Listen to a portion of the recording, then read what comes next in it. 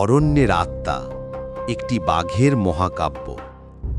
প্রকৃতির বুকে এমন এক জীবন যা একই সাথে রাজকীয় এবং অত্যন্ত একাকী, যার গর্জনে জঙ্গল থমকে যায় আর যার নিঃশব্দ চলায় লুকিয়ে থাকে মৃত্যু।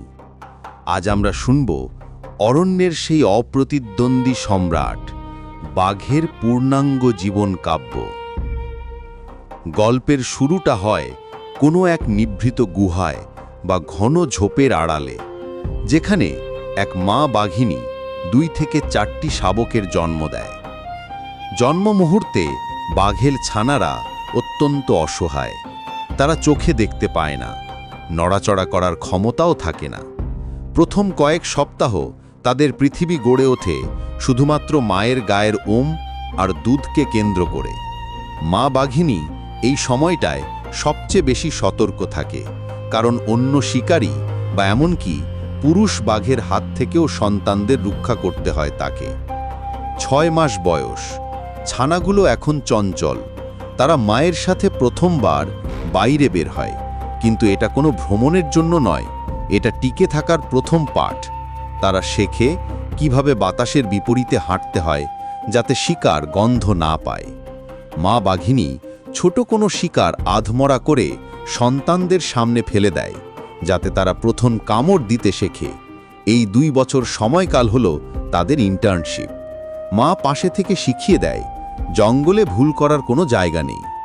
যৌবনে পা রাখতেই মা বাঘিনী তাদের থেকে আলাদা হয়ে যায়।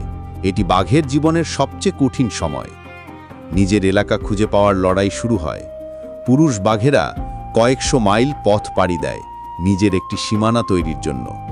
অন্য কোনো বাঘের এলাকায় ঢুকে পড়লে চলে রক্তক্ষয়ী যুদ্ধ। যে জয়ী হয় সেই বনের নতুন রাজা। প্রস্রাবের কড়া গন্ধ আর গাছের ছালের নখ দিয়ে আঁচড় কেটে সে তার সাম্রাজ্যের সীমানা নির্ধারণ করে। একজন পূর্ণবয়স্ক বাঘ এখন এক নিপুণ ঘাতক। তার পেশিগুলো ইস্পাতের মতো শক্ত।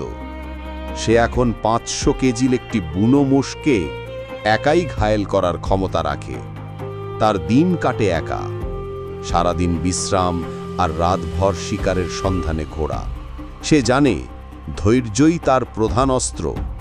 কখনো জলের নিচে লুকিয়ে থেকে, কখনো লম্বা ঘাসের আড়ালে পেটের ওপর ভর দিয়ে সে এগোয়।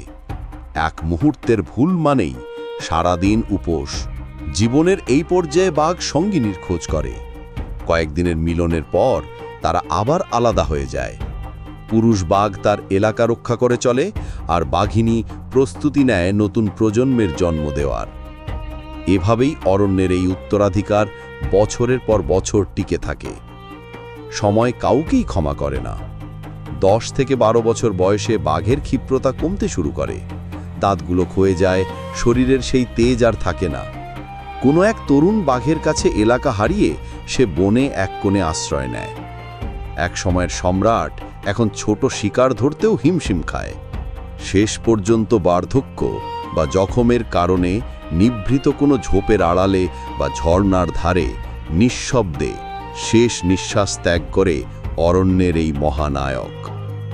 তার শরীর মিশে যায় মাটির সাথে, কিন্তু রেখে যায় তার ডোরাকাটা ছাপের এক অমর বীরত্ব গাথা। একটি বাঘের মৃত্যু মানে শুধু একটি প্রাণীর বিদায় নয়, একটি বনের ভারসাম্য নষ্ট হওয়া। বাঘ না থাকলে বন উজাড় হবে, আর বন না থাকলে আমরা। তাই এই রাজকীয় প্রাণীকে বাঁচিয়ে রাখা মানে আমাদের অস্তিত্বকেই বাঁচিয়ে রাখা।